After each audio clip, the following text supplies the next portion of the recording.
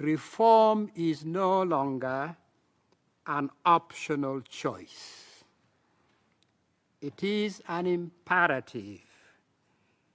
Without it, the institution is at grave risk.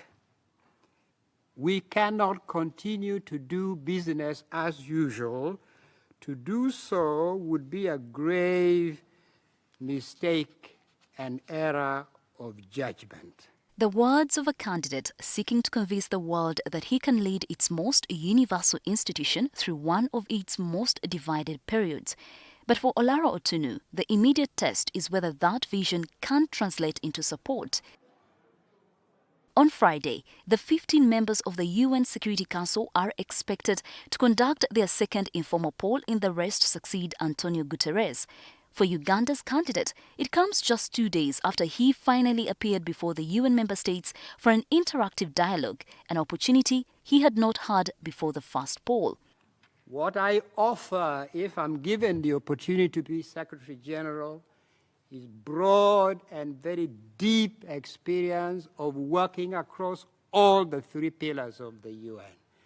It is a track record of building consensus and offering innovative solutions in times of deadlock and crisis. That first ballot left Otunnu with 2 encouraged votes, 5 discouraged, and perhaps most crucial, 8 no-opinion votes. It is that large bloc yet to express a position that analysts believe could prove critical to whether Otunnu can shift the vote. Yesterday's interview was more of an introduction. I believe what matters most is converting the no opinions, because those are the undecided ones. Of course, they had to vote that way because they had not seen the man in recent history. Wednesday's dialogue may have addressed that information gap, but converting uncertainty into support presents a different challenge. Otunnu's record at the UN stretches back decades, including service as Uganda's permanent representative, president of the Security Council, and later UN Under-Secretary General. Analysts say the question now is how that experience translates to a vastly different geopolitical moment. If we want to play global politics, we must sanitize our internal politics so that when our man at the global arena is speaking for human rights, we have a human rights office in Uganda.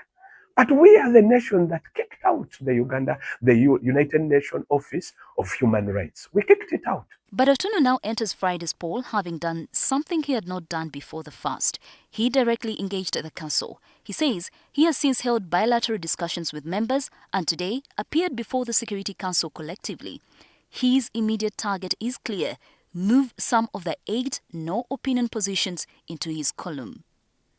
I hope that members who may have stood in the middle in round 1 on principle, because they said we haven't met the candidate, he's not been to see us yet, we do not know his views, we want him formally to see us and formally request support.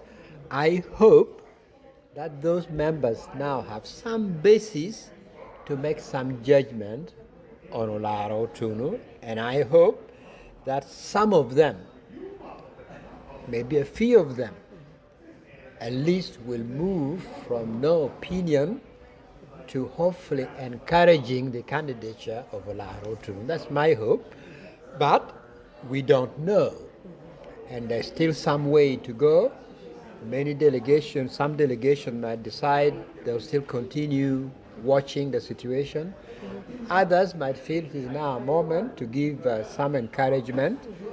So we'll see what happens tomorrow. But my hope is that those who are in the middle, some of them might move to encouragement.